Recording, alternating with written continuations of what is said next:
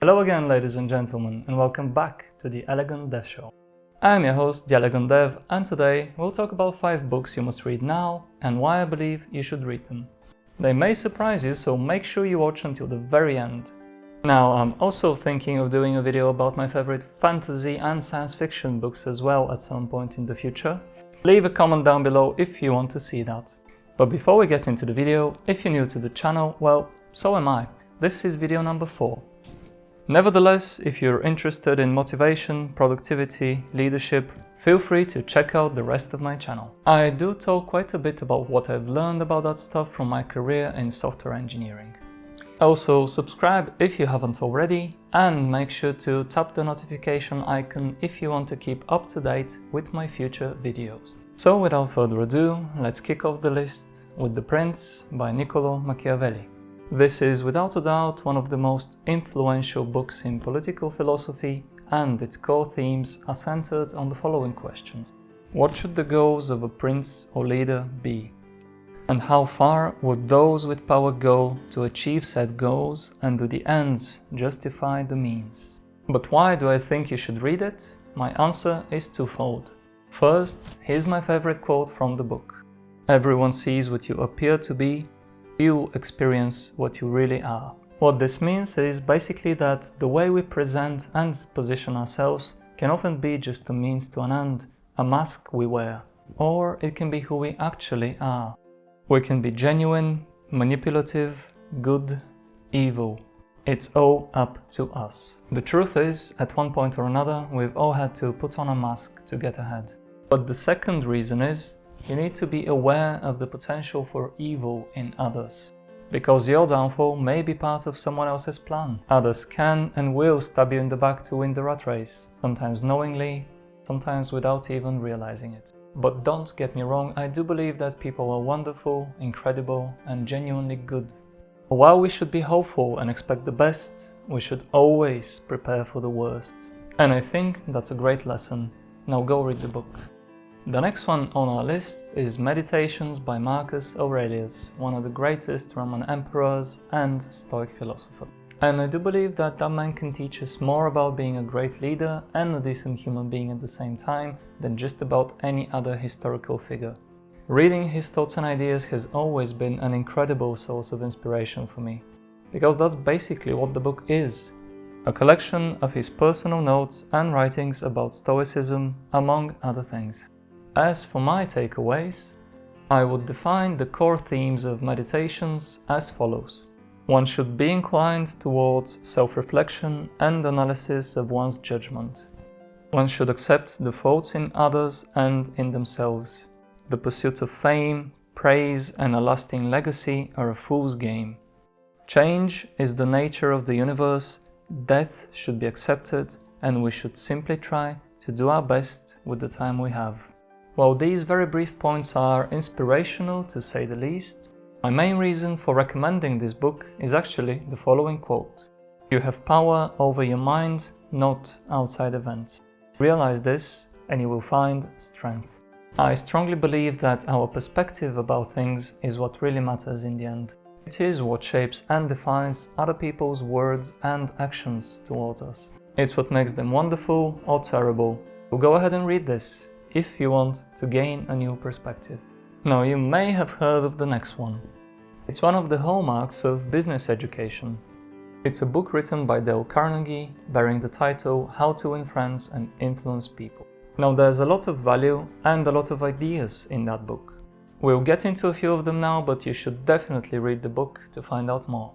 As the book itself promises, it will help you to win people to your way of thinking, which is invaluable for a leader. It will also help you handle complaints, avoid arguments, keep your human contact smooth and pleasant. And diplomacy is often the key, I believe, to achieving great results and solving tough problems. It promises to make you a better speaker as well, and being more precise and deliberate and effective in your speech is a major factor for success, to say the least. That's quite impressive, right? I can honestly say that the book delivers on these and its other promises. But perhaps the most valuable lesson I drew from it was that you can change people's attitudes towards you if you change yours towards them. And that, after all, is the foundation. It's where it all begins. Moving on to the next one, and it's the brilliant Start With Why by Simon Sinek. People don't buy what you do, they buy why you do it. And what you do simply proves what you believe. In my opinion, Start With Why is Simon Sinek's vision statement to help others do work which inspires them. The book uses quite a few examples of amazing leaders and the choices they have made to inspire you and make you want to go and do the same. I think there are at least 3 very valuable lessons contained in Start With Why. If you want to inspire others, always communicate your why before anything else. Excited employees are the best resource for any business. And finally, you don't need sleazy sales tactics when you start with why. And applying these lessons in your organization, whether it's a tiny business or an international corporation, will always make your workplace better.